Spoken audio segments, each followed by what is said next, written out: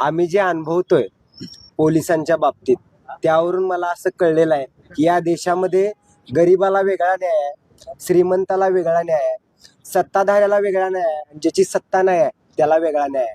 कारण संपूर्ण महाराष्ट्र जे प्रकरण 2-3 दिवस पाहतोय, जे कॉल रेकॉर्डिंग ऐकतोय, ज्या धमक्या ऐकतोय, जी शिवीगाळ ऐकतोय, यातली कोणती गोष्ट पोलिसांना दखलपात्र वाटत नाही. त्यामुळं अदखलपात्र स्वरूपाचे गुन्हे ते दाखल करतायत. आणि काल त्यांनी आम्हाला दिवसभर आंदोलन सुरू असताना यांच्यावर दखलपात्र गुन्हे दाखल करतो असा शब्द दिला. आणि सगळे लोक ज्यावेळेला गेले, मीडिया गेला, त्यानंतर 2-2.5 तास अचानकच सारखीच लाईट जात होती पोलीस स्टेशनमध्ये.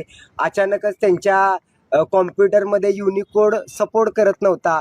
मी त्यांना सांगितलं की मी प्रकाशक आहे, आमच्याकडं श्रीलिपी लायसन्ड कॉपी आहे, त्यामुळं तुम्हाला पाहिजे त्या 1400-1500 फॉन्ट आहेत आमच्याकडं, तुम्हाला पाहिजे त्या फॉन्टमध्ये आमचा जो लेखी अर्ज आहे तो आम्ही कॉपी आमच्याकडे आहे तो आम्ही तुम्हाला देतो, तुम्ही आहे तसा तो पेस्ट करा आणि तुम्हाला त्यामध्ये काय तुमच्या पद्धतीने एडिट करायचं असेल तर करा आणि लवकरात लवकर गुन्हा दाखल करा.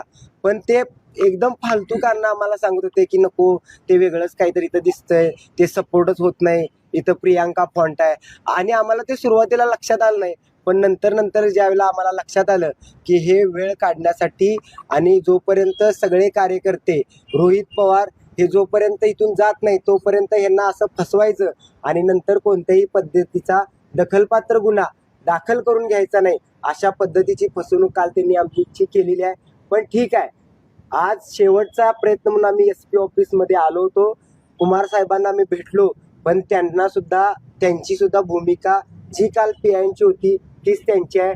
त्यामुळे ठीक आहे, आम्ही रस्त्यावरची लढाई आजपासून जास्त बळकट करतोय, पोलीस प्रशासनाचा आम्ही निषेध करतोय आणि उद्या किंवा परवा लोकशाही मार्गानं ज्यांचा दबाव आहे, ज्या गृहमंत्री खात्याचा दबाव आहे, त्या मुख्यमंत्री फडणवीसांचा पुतळा आम्ही जाळणार आहोत आणि तोही लोकशाही मार्गाने आम्हाला तो अधिकार आहे.